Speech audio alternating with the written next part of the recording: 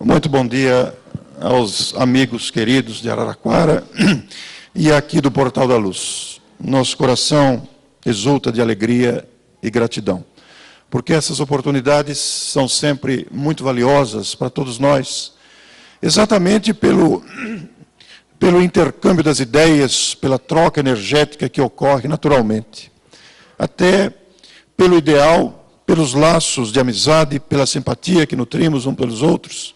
Isto é muito valioso. Meus amigos, recentemente esteve aqui com vocês, aqui no portal, numa sexta-feira, o Luiz Fernando Lopes. Luiz Fernando Lopes é professor universitário da USP, é de São Paulo, embora procedente da Paraíba, e ele esteve aqui apresentando seu trabalho, que resultou em 2 obras. Estas obras são Sexo e Consciência e Vivências do Amor em Família. Essas 2 obras são resultantes de áudios, vídeos, clipes, entrevistas que ele ouviu durante 10 anos das apresentações de Edivaldo Pereira Franco. Desta audição selecionada, imagine o trabalho que isso dá, durante 10 anos, ouvindo palestras, seminários, comentários, respostas a entrevistas dadas por Edivaldo, Luiz Fernando elaborou essas 2 obras. O primeiro deles, Sexo e Consciência, foi lançado há aproximadamente 3 anos. E agora saiu Vivências do Amor em Família. E estas 2 obras reúnem relatos do grande médium Edivaldo Pereira Franco, que, aliás, completou 90 anos há poucos dias, e estes relatos trazem a experiência vivenciada pelo Edivaldo no atendimento aos dramas humanos, no atendimento às dificuldades de pessoas que o procuram em busca de ajuda, em busca de conforto, de consolação. Nestas vivências, Edivaldo ouviu de tudo. As 2 obras trazem casos comoventes, trazem histórias de vidas, de dificuldades enfrentadas, de experiências vividas com dificuldade, com emoção. No livro Sexo e Consciência, por exemplo, há descrições aterradoras de experiências traumáticas na área do sexo. Mas, no Vivências do Amor em Família, nós vamos encontrar narrativas sequenciais de experiências familiares, como sugere o título da obra. E nestas narrativas, nós vamos encontrar todo o conteúdo, toda a sensibilidade deste médium que está deixando um legado extraordinário para a humanidade com a sua obra psicográfica mediúnica, mas também com a sua obra social em Salvador, no atendimento a famílias carentes e principalmente na adoção de crianças. Ele tem vários filhos adotivos, são experiências comoventes de atendimento a crianças jogadas na lata do lixo, etc. E esta obra da Mansão do Caminho não é apenas uma obra assistencial em favor de criaturas carentes materialmente falando, mas também é uma obra educativa. É uma obra que educa crianças, jovens, profissionaliza os que iniciam a vida profissional. É uma obra gigantesca. Muito bem, e nesta obra, Vivências do Amor em Família, há vários relatos, como disse anteriormente, de pessoas que procuram um médium em busca de orientação, em busca de ajuda, em busca de conforto às suas tragédias interiores. E, normalmente, as pessoas buscam Edivaldo, querendo que ele dê uma orientação viva para os seus dramas. E há um caso muito interessante, que chega a ser engraçado, que a pessoa se apresenta a ele, relata o seu drama, e ele naturalmente começa a orientar a pessoa com os recursos oferecidos pela doutrina espírita. E os recursos oferecidos pela doutrina espírita, como vocês sabem, e todos nós sabemos, são variados, extensos, profundos, saudáveis, eficientes. Entre eles está a água fluidificada, está o passe, está naturalmente a reunião de atendimento fraterno, estão as vibrações, estão as reuniões mediúnicas, e sem dúvida nenhuma está o estudo do Espiritismo. O estudo doutrinário desta grandeza intelecto-moral, doutrinária, que se constitui na doutrina espírita, é material para que nós nos fortaleçamos diante das lutas inevitáveis da evolução. A evolução do espírito se dá através dessas lutas. E essas lutas não têm outra finalidade senão nos amadurecer. É através desses embates, dessas dificuldades que todos enfrentamos, inclusive materialmente falando, claro, mas também nos relacionamentos, é que nós amadurecemos. Muitos de nós costumamos ficar impacientes, revoltados, reclamões, diante das dificuldades que a vida vai apresentando. Não se dando conta de que são as dificuldades que nos fazem crescer. Normalmente, as dificuldades foram solicitadas por nós mesmos antes da reencarnação, justamente para atender às nossas necessidades de aprendizado. É verdade que outras nós não tivemos oportunidade de escolher.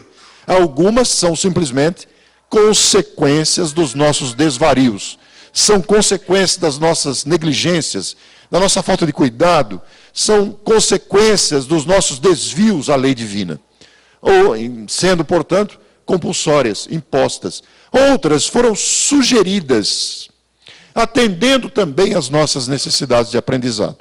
De forma que é de boa didática para todos nós utilizarmos essas lições para aprendizado. Então, determinada pessoa chegou até Divaldo e apresentou a sua luta. Divaldo começou a relacionar esses recursos oferecidos pela doutrina espírita com uma frequência assídua ao centro para receber o ambiente, para ser influenciado pelo ambiente preparado pelos espíritos, para receber o passe, para receber a água fluidificada, para relacionar-se com outras pessoas, onde o ideal espírita alimenta a alma, e naturalmente que entre esse receituário quase que completo oferecido por Divaldo, estava a sugestão de estudar o Espiritismo.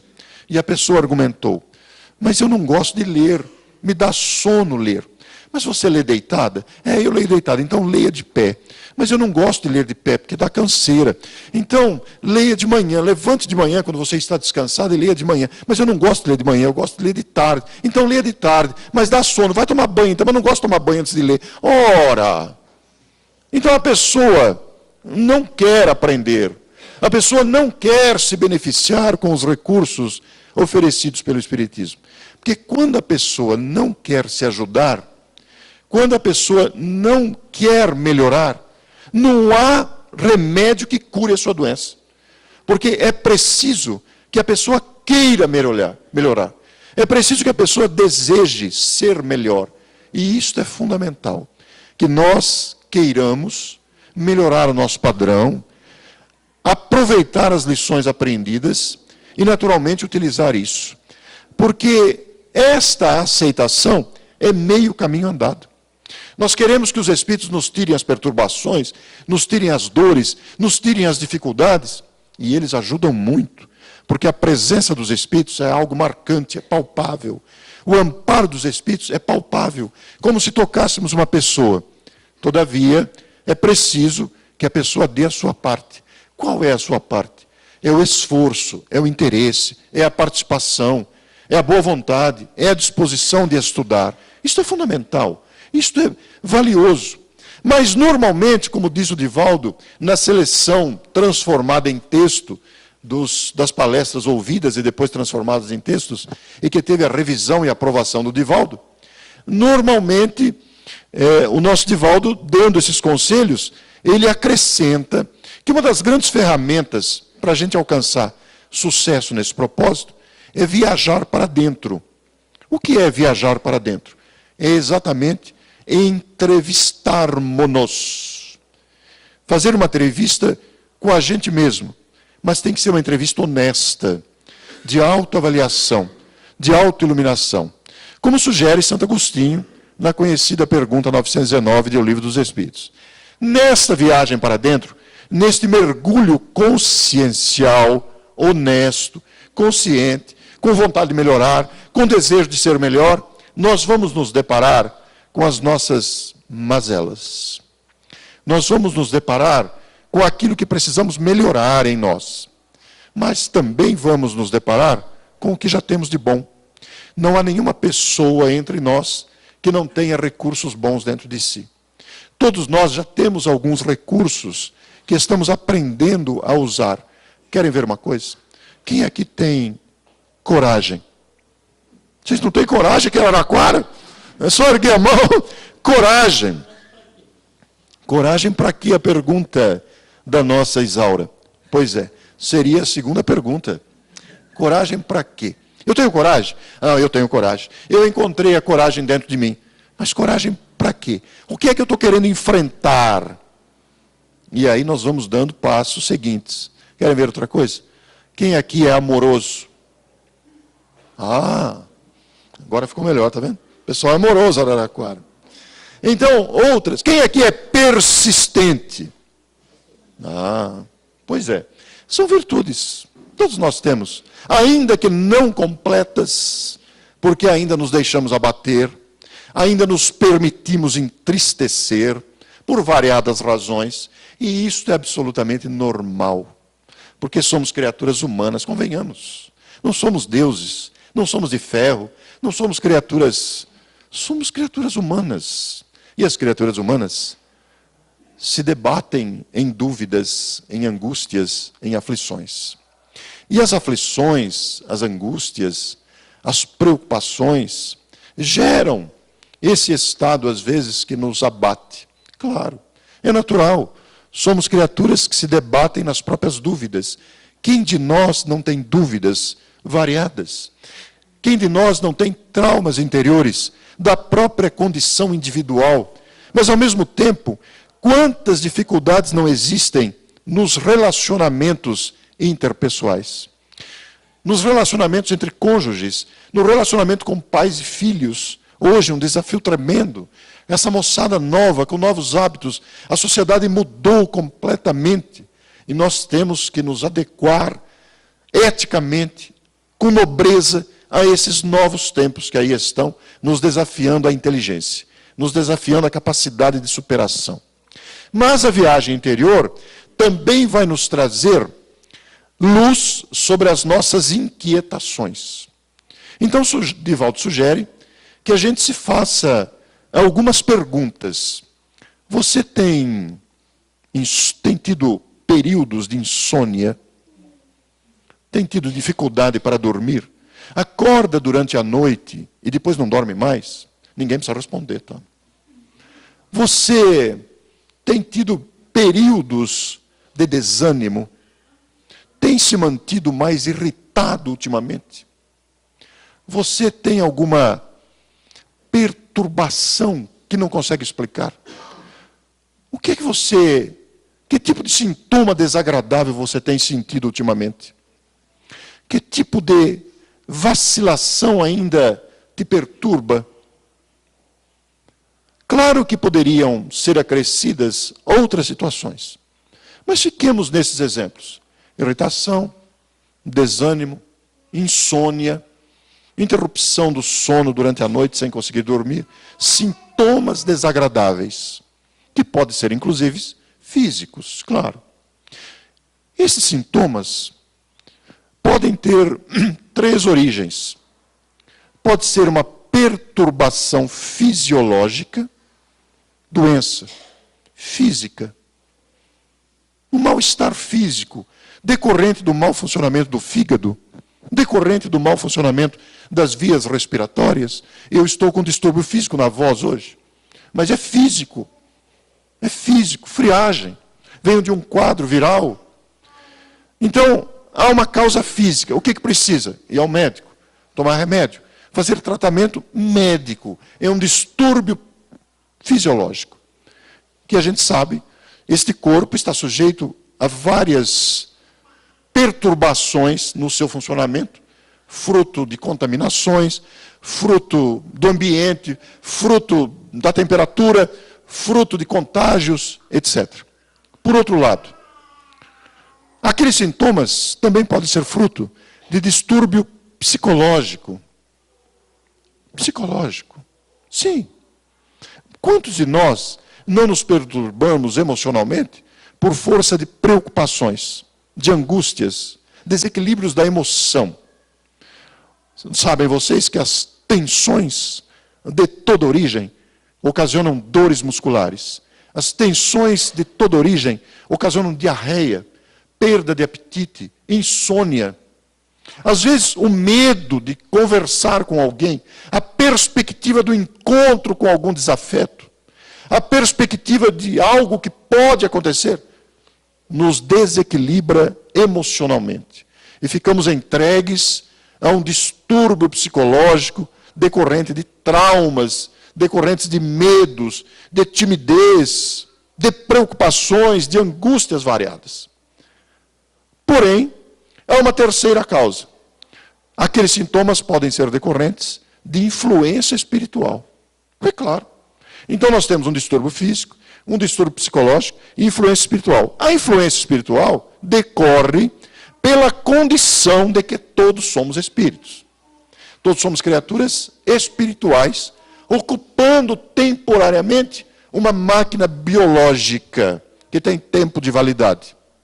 Todavia, como já aprendemos pela doutrina espírita, nós nos conectamos com os espíritos constantemente, sem interrupção, por força de também sermos espíritos. Por questão mera de sintonia com os nossos iguais. Porque os espíritos não são seres separados da criação. São todos nossos irmãos, uma vez que também somos espíritos. A única diferença é que nós estamos encarnados e eles estão desencarnados. Mas somos iguais. Somos espíritos, filhos de Deus. Antes de estarmos nesse corpo, nós estávamos na mesma condição deles, espíritos desencarnados. Encarnamos pela lei da reencarnação. Alguns não encarnaram, estão lá no mundo espiritual.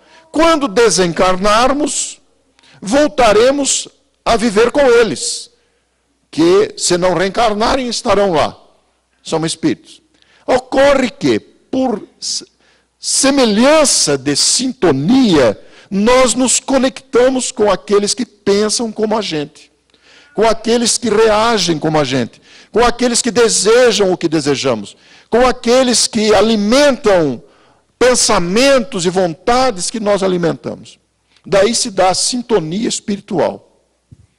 Se nós guardamos vontades que não são éticas, se nós guardamos comportamentos que não são bons, nós sintonizamos com criaturas que pensam, desejam e querem o que nós queremos. Daí estabelece-se uma simbiose, uma conexão, uma influência espiritual, porque abrem-se as comportas da proteção espiritual. E aí a sintonia se faz naturalmente.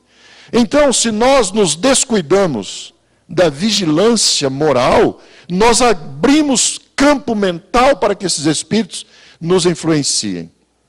Da mesma forma, quando nós alimentamos ideais nobres, quando nós alimentamos vontade de acertar, de fazer o bem, igualmente nós nos conectamos com espíritos bem intencionados, com espíritos bons. O que ocorre é que nós estamos num planeta muito atrasado ainda. A Terra é um planeta inferior. E os espíritos que habitam a Terra, encarnados e desencarnados, estão de acordo com este planeta. Estejam encarnados ou desencarnados. É claro que há variações. Existem criaturas mais elevadas, bem elevadas, vinculadas ao planeta, até com a responsabilidade de fazê-lo evoluir. E existem aquelas bem inferiores, comprometidas bem igual ao estágio deste planeta. Mas somos habitantes dele, encarnados, ocupando aqui a Terra, e aqueles que se vinculam à Terra, desencarnados. Havendo, entretanto, uma intensa interação com outros planos de espíritos mais elevados que visitam a atmosfera espiritual da Terra. Muitos deles até reencarnam aqui para impulsionar a melhora moral do planeta. Isso se deu em todas as épocas, continua acontecendo. São criaturas mais inteligentes, são criaturas mais desenvolvidas, são criaturas mais moralizadas, que reencarnam no nosso meio para fazer a gente avançar. E eles são mais inteligentes, mais moralizados, não é por privilégio de qualquer espécie. Deus não tem privilégio, não tem preferência. São irmãos mais amadurecidos. Porque quanto mais o espírito amadurece, quanto mais o espírito cresce, intelecto moralmente, mais ele se interessa por aqueles que estão ainda tropeçando, que é o nosso caso. Criaturas ainda trôpegas, criaturas ainda tentando aprender com o que a humanidade já conseguiu acumular de conhecimento e cultura. Muito bem, então a influência espiritual se dá por descuido nosso mesmo. Os espíritos que estão perturbados, que estão desorientados, espíritos perversos, espíritos com más intenções, espíritos manipuladores, espíritos desocupados, ociosos, eles estão entre nós. E eles vão achar guarida, morada, nas mentes igualmente desocupadas, nas mentes perversas, nas mentes mal intencionadas, e se juntam para promover desordens, para promover o que nós estamos vendo no planeta. Por outro lado, o outro lado da moeda também é verdadeiro. Espíritos nobres, espíritos bem-intencionados, espíritos bondosos, igualmente estão entre nós e buscam mentes bem-intencionadas, mentes moralizadas, para igualmente se utilizarem dessas mentes e promoverem aqui a harmonia e o progresso que nós queremos. Os três sintomas, ou as três causas, melhor dizendo, fisiológicas, psicológicas e influência espiritual, são tratadas pelo Centro Espírita.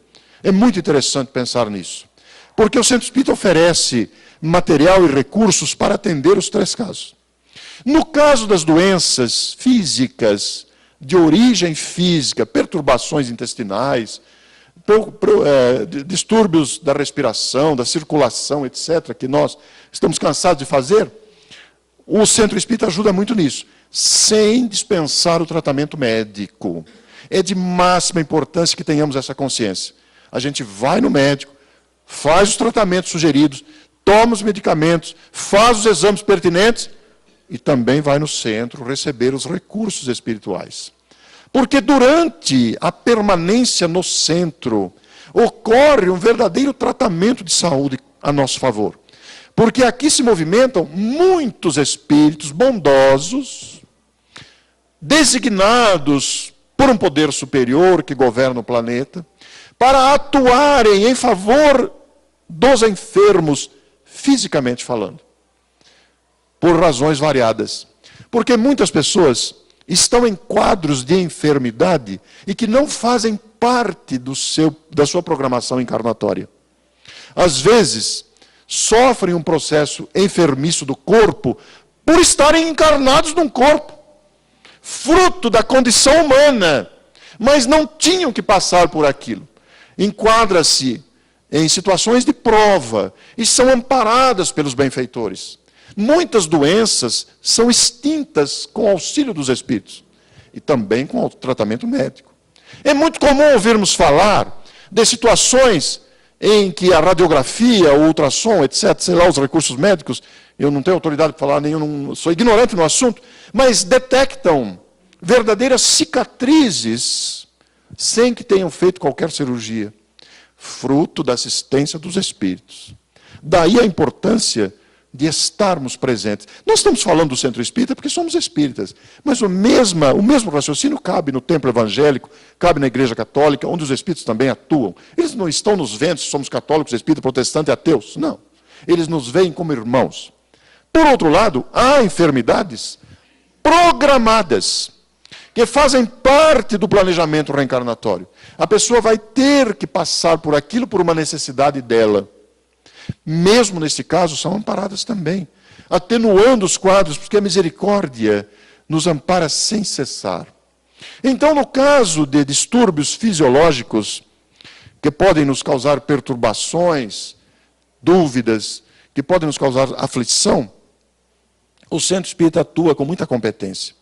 Claro que, levando-se em conta os méritos e a necessidade de cada enfermo, porque cada um tem um quadro diferente. Às vezes a pessoa precisa passar por aquilo. Às vezes aquilo faz parte da sua necessidade de aprendizado. Alguns são curados, outros não. Por quê? justamente pelos quadros de necessidade de cada um. Do ponto de vista dos distúrbios psicológicos, decorrentes dos nossos traumas interiores, dos nossos medos, dos nossos relacionamentos difíceis, porque todos nós somos mais ou menos desequilibradinhos, né? Vocês concordam? Nós não somos pessoas absolutamente normais, todos nós temos algum desequilíbrio, alguma coisa que não está bem com a nossa cabeça, alguma coisa que a gente não se entende muito bem com a gente mesmo. Tem hora que a gente, mas que coisa, né? É que todos nós temos necessidades de amadurecimento, de aprendizado. Mas existem distúrbios psicológicos que fogem à normalidade, né? Porque nós estamos dentro de um quadro normal, criaturas aprendendo, caindo, levantando, criaturas que se debatem em dúvidas, etc. Mas existem distúrbios psicológicos mais severos, que fazem grande sofrimento, decorrentes principalmente dos traumas, das emoções totalmente desequilibradas, exigindo, inclusive, auxílio profissional. A psicologia, a psiquiatria, muitas vezes precisam atuar, porque são distúrbios severos. Também aí o centro espírita tem um papel relevante, porque o centro espírita, através do atendimento fraterno, proporciona à pessoa abrir o coração e expor as suas dificuldades.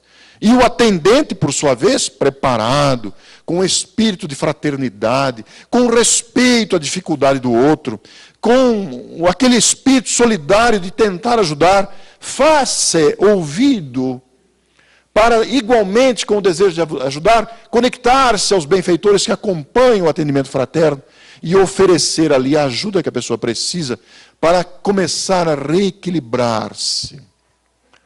Então, se nós pensarmos nessa área dos distúrbios psicológicos, nós vamos ver uma enorme contribuição que a doutrina espírita oferece. Mas há também a influência espiritual, onde o espiritismo tem categoria para isso, né? Conhece o assunto. A doutrina espírita nos revelou este lado da influência espiritual e nos ensina como agir, porque a influência espiritual decorre desse assédio, decorre dessa perseguição, vamos dizer, ou desse objetivado principalmente por vinganças, para causar perturbação no alvo a quem o espírito se dirige. Aí a doutrina espírita tem um papel completo, porque vai atender o beneficiado e vai atender a causa, que é o espírito. Então, normalmente, quando a pessoa vai no centro, é atendida, continua, passa a frequentar com assiduidade, o espírito também passa a frequentar. E é atraído para o centro, onde é atendido na reunião mediúnica de desobsessão normalmente, tratamento espiritual. E aí o centro espírita tem cabedal para isso. Desde que, naturalmente, os seus trabalhadores se preservem na discrição, no amor ao semelhante, sem acusações ao espírito. Porque o espírito perseguidor, o espírito vingativo, o espírito que persegue, que quer vingar-se, ele é mais sofredor do que aquele que sofre a perseguição. É uma criatura enferma da alma, por razões variadas. Normalmente foi muito ultrajado, foi muito violentado e agora deseja o reforço da vingança. Então, a doutrina espírita tem esses recursos. E o Divaldo vai nos apresentar que para aqueles sintomas, a doutrina espírita apresenta esta avaliação. Mas é preciso que não caiamos nas raias do fanatismo e achar que tudo é espírito. Nem tudo é espírito. Muita coisa é da gente mesmo. Não tem nada a ver com influência espiritual. Muita coisa é nossa. Nós não podemos cair no fanatismo. Tem um espírito obsessor perto de mim. Não, o espírito obsessor é você mesmo. Com a sua raiva, com a sua inconformação, com a sua vontade de dar um tapa na cara do outro, com a sua vontade de... Ora, nem tudo é espírito. É o espírito, é a gente mesmo. Então a gente precisa aprender a melhorar a gente mesmo. É preciso que a pessoa deseje melhorar-se, utilizando-se dos recursos que o Espiritismo oferece. Então nós temos um tesouro nas mãos. Esse conhecimento que nos ajuda a viver. Aproveitando os 90 anos de Divaldo, o Haroldo Dutra Dias entrevistou Divaldo no dia que ele fez 90 anos. E fez uma pergunta, assaz interessante, variada, uma pergunta longa. Divaldo, você com 90 anos, viajando constantemente, enfrentando o chá do aeroporto, variações de temperatura, sai do Brasil 40 graus, chega na outra menos 10, e por aí vai, menos 2, etc. Como é que faz? Ainda você viaja tudo isso, deixando o aconchego de Salvador, para entrar em outro país e encontrar uma plateia de 5 pessoas, de 12 pessoas, e mesmo aqui no Movimento Espírita do Brasil, encontrar pessoas que o criticam, achando que você está querendo se promover, está querendo se autopromover, etc. Como é que você enfrenta? Como é que você lida com isso, Divaldo? E a resposta do Divaldo é sensacional, né?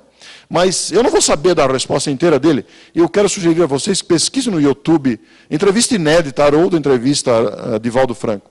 Mas ele começa a sua resposta, porque a resposta dura lá uns 15 minutos, e eu gostaria imensamente que vocês vissem, porque é muito valiosa. Mas ele começa a sua resposta dizendo: quando eu conheci o Espiritismo, eu não achei o mapa do tesouro, eu achei o próprio tesouro. Daí o empenho em melhorar-me, diz ele, né? E igualmente dedicar-me à sua expansão, à sua divulgação, em favor da harmonia e da boa vivência humana.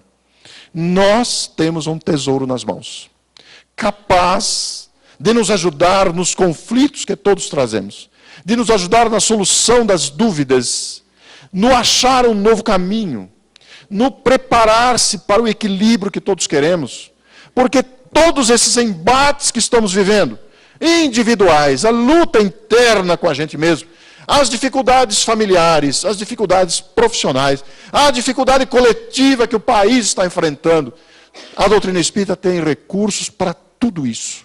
Tem material forte, compacto, para que a gente conheça e se melhore. A melhora há que partir individualmente de cada um para se alcançar a melhora coletiva que se deseja.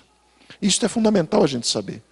Porque atuando em nosso favor, diante de todas as circunstâncias que possamos enfrentar, existe a providência divina. A gente não para pensar nisso. Mas seria muito interessante buscar o livro A Gênese. A Gênese é uma das obras que compõe a codificação espírita. É a 5ª obra, lançada em 1868. Allan Kardec desencarnou em 69. E lá em A Gênese tem um capítulo sobre a providência divina, o capítulo 2. E nesse capítulo, nós vamos encontrar que Allan Kardec diz que a providência é a solicitude de Deus para com as suas criaturas. Vejam, criaturas. Se pensarmos em outras formas de vida, que não seja a humana e racional, nós temos outras formas de vida no planeta que habitamos. Então é a solicitude de Deus para com as suas criaturas, não exclusivamente os filhos que já são racionais, que somos nós. Mas Allan Kardec acrescenta que Deus, como nós conhecemos de seus atributos, né? Deus sabe tudo, tudo vê, tudo preside, mesmo as coisas mais insignificantes. Então, as aparentes coincidências, que parecem coincidências, de situações perigosas. Quem de nós já não enfrentou situações que não via caminho para superar? Quem de nós já não escapou de perigos que a gente não imaginava, que poderia escapar deles? E saímos ilesos, acidentes de trânsito, etc., acidente com filho, e situações variadas que todos enfrentamos e que saímos sem saber como. É a atuação da providência divina. Mas aí alguém perguntaria, mas e aqueles acidentes onde a pessoa morre, onde aconteceram tragédias, a pessoa fica inválida, vida vegetativa, como entender isso? Aí se enquadra em situações que estão na necessidade da pessoa envolvida, na necessidade de amadurecimento e aprendizado.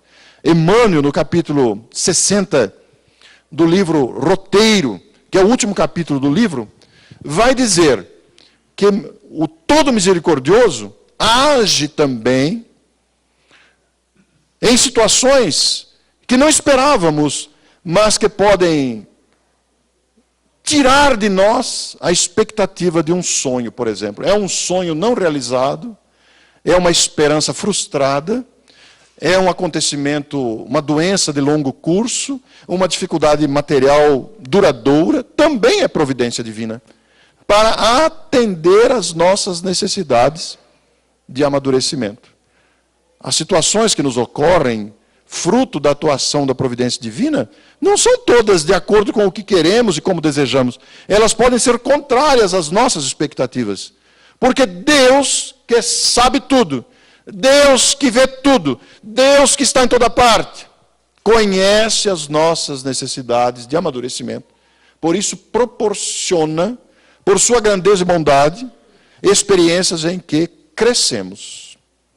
Nem todas, porém, como a gente gostaria que fosse.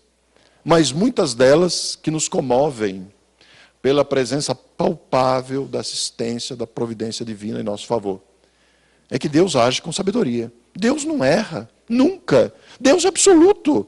Nós fomos encontrar lá no livro dos Espíritos os atributos de Deus. Deus é eterno, imutável, único. Deus é onisciente, é onipresente, é justo e misericordioso, no absoluto. Então isso nos dá uma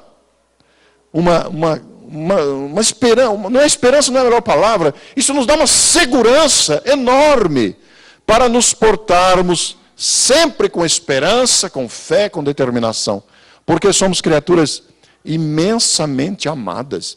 Ora, a consciência de sermos criaturas amadas já nos convida a uma postura equilibrada, reta, uma postura de decência, de dignidade. Nós temos que lutar por isso, esforçarmos-nos por isso, embora sejamos tentados a agir diferente. Embora muitas situações são convidativas para ações não dignas, para ações que contrapõem tudo isso. Que autoridade tenho eu para dizer isso aqui? Nenhuma.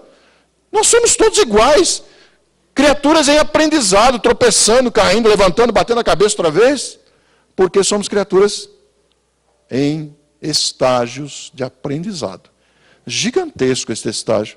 Mas nós devemos deixar que o coração exulte em alegria imensa, porque nós já estamos no estágio, já somos capazes de pensar, de raciocinar, já sentimos, já somos capazes de mergulhar dentro da gente mesmo e encontrar lá o que temos de bom e o que temos para ser corrigido.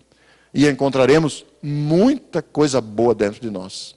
Mas também encontraremos muita necessidade de aprimoramento, o que é muito natural. Então, nada de desânimo, nada de tristeza, nada de abandono das tarefas, mas persistência, apesar dos desafios todos que nos envolvem. Porque somos criaturas imensamente amadas e a vida conspira a nosso favor. Então, o estudo doutrinário é de máxima importância para o nosso crescimento. O estudo doutrinário, ele nos faz criar uma plataforma compacta de ação. Saberemos, apesar das dificuldades, a tomar decisões mais maduras. Saberemos a aguardar sem tanta impaciência. Saberemos suportar e tolerar situações adversas. Saberemos confiar na ação do tempo, confiar na ação da misericórdia divina, que está presente em toda parte. E alguém perguntaria, mas e o Brasil? Cadê Deus? Deus esqueceu o Brasil? Não, em absoluto. Nós vivemos um teste coletivo nacional para amadurecer coletivamente, para crescermos igualmente. Deus permite que a gente bata a cara para aprender. Tem outra saída? Se a gente não aprende pela escolha correta, vamos aprender pela dor, pela consequência da escolha. É isso que determina os nossos aprendizados. Porque o que está acontecendo no país, em termos de política, que é o que aparece bastante, que a mídia explora, reflete aquilo que somos em realidade no cotidiano. Ocorre que, na esfera gigantesca que a mídia explora, aparece tudo, e parece que é um absurdo, e é um absurdo. Mas esse absurdo também está em nós, nas manipulações, nos cercos obsessivos que fazemos uns com os outros, porque a influência espiritual não é só de desencarnado, também é de encarnado para encarnado, sugando as energias do outro, jogando balde de água fria no entusiasmo do outro, impedindo o outro de agir, etc.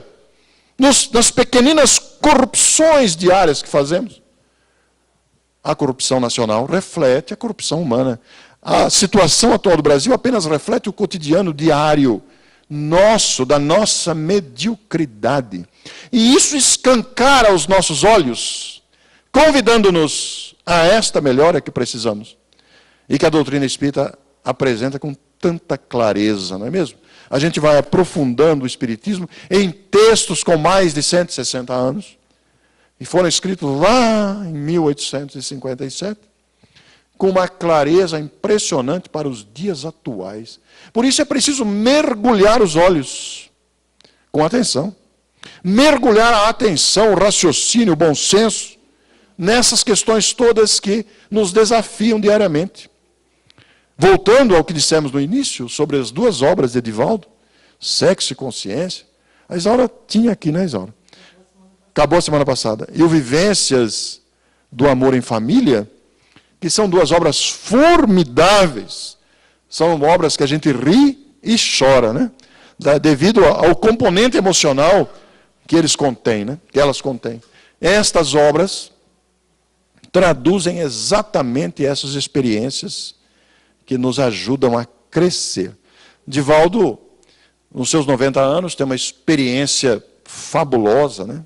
Uma experiência inigualável da sua vivência no espiritismo. Ele que não nasceu espírita, desde os 4 anos, com um fenômeno mediúnico patente em si mesmo, e acumulou nessas décadas todas esses atendimentos aos dramas humanos, né? E ele relata com a sua dose de humorismo, de emoção, e a gente ri com ele, chora com ele, de ver a grandeza da experiência desse espírito nobre que ainda está conosco, né? Mas que representa um espírito mais amadurecido.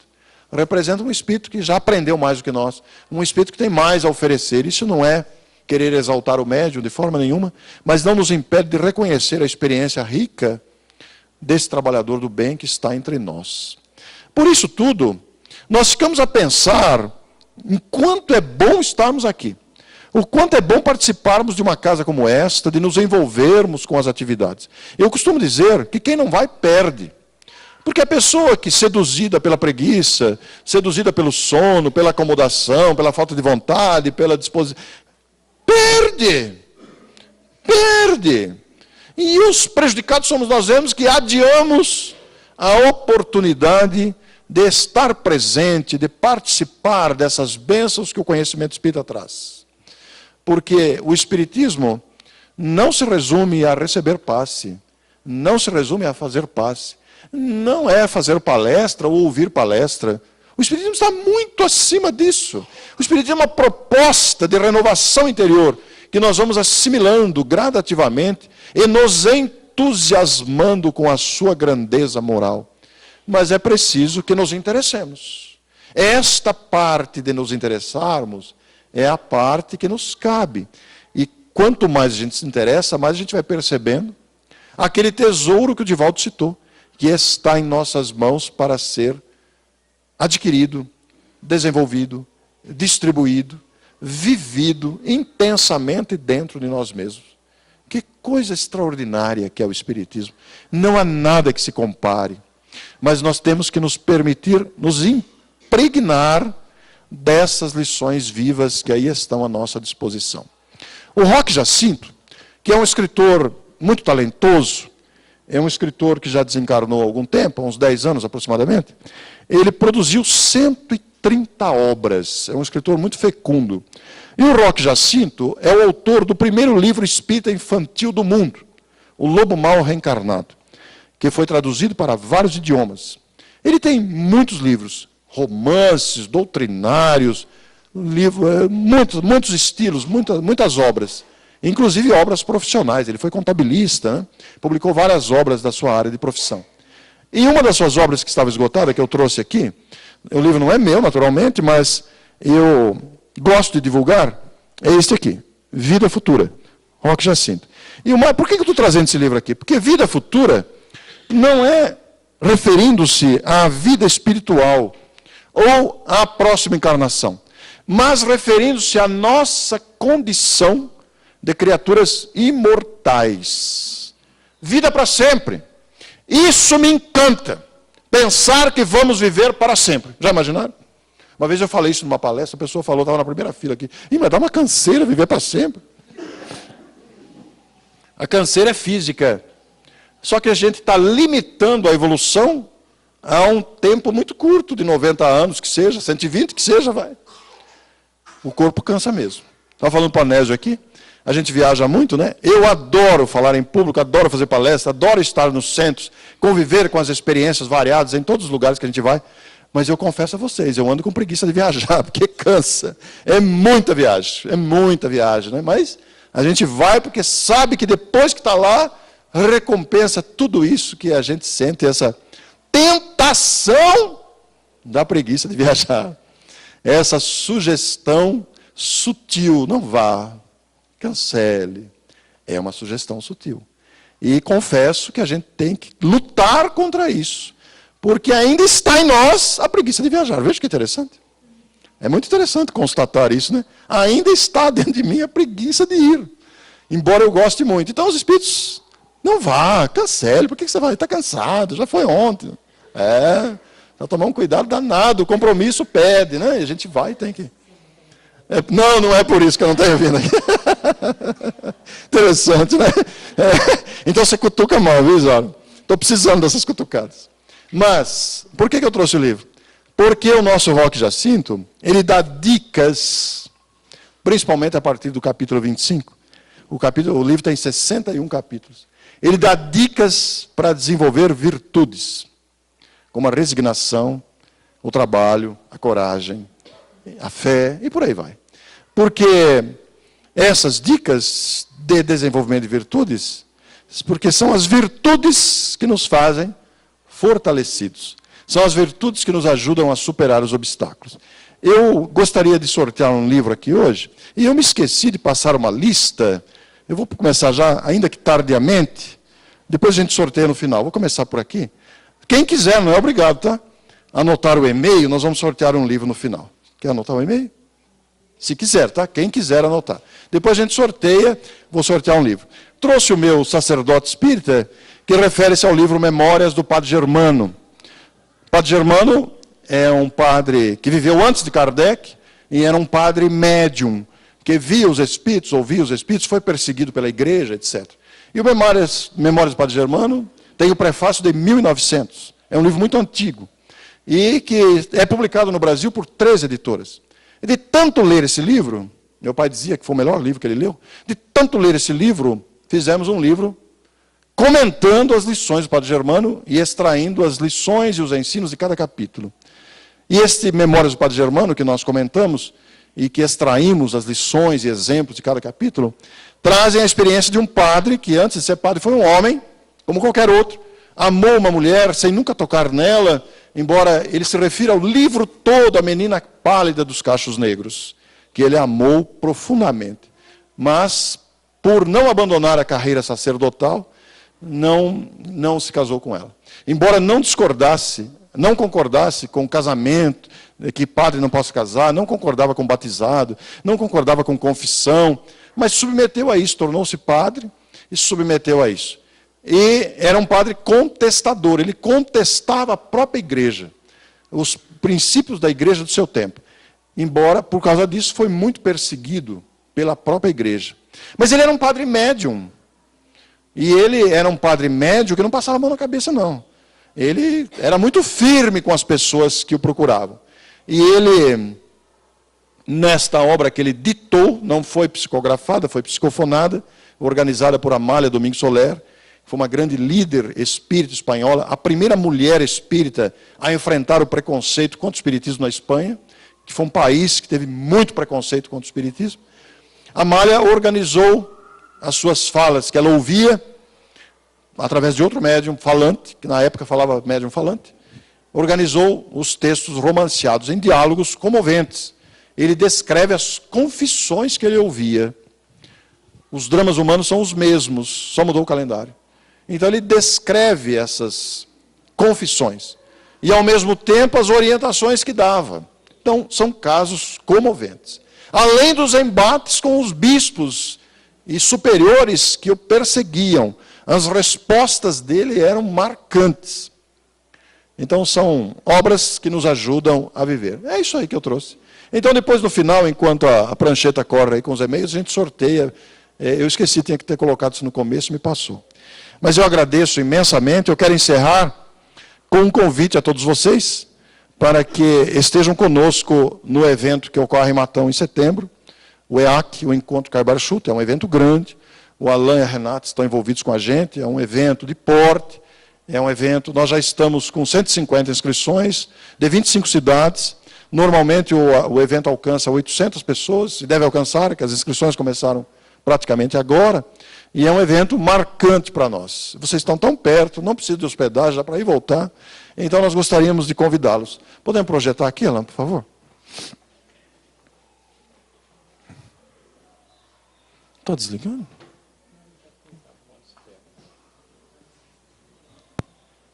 Enquanto o Alain vê para a gente, ótimo, está aqui, ó. Isso, apenas um convite para vocês não perderem a oportunidade de estar conosco.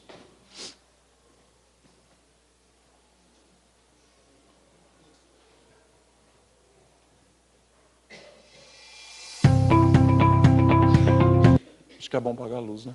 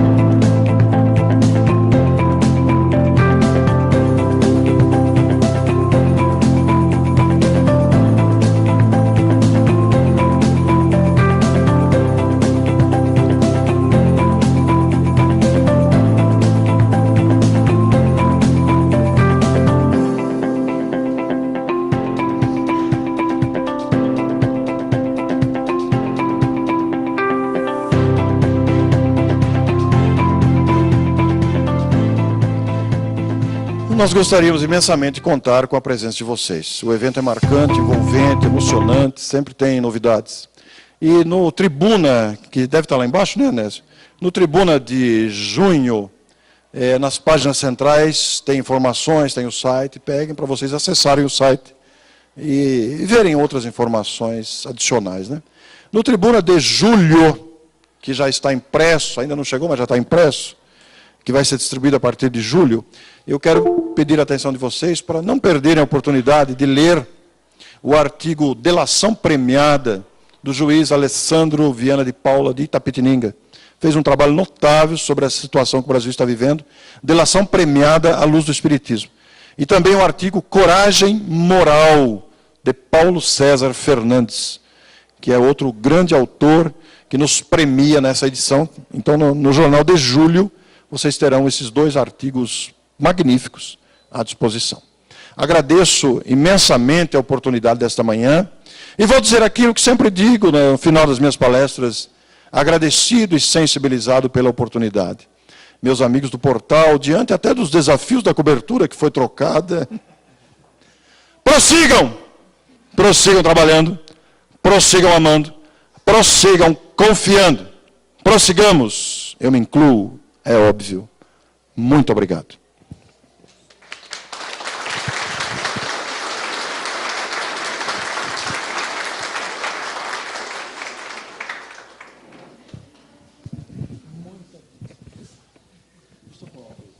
Se não der tempo da prancheta acabar aí, depois a gente sorteia e deixa. Eu falo para a Isaura quem ganhou. A Alzira Bessa é porque eu vi lá. Aí eu falo para a Isaura quem ganhou, né? Se o pessoal for embora. Vamos ver se até onde. Onde está a prancheta uma hora dessa? Ah, ainda tem coisa ainda. Eu esqueci. Qual livro que você vai sortear? É o Diante da Vida com Chico Xavier. Nós agradecemos o Orson, né, pela acolhida ao convite.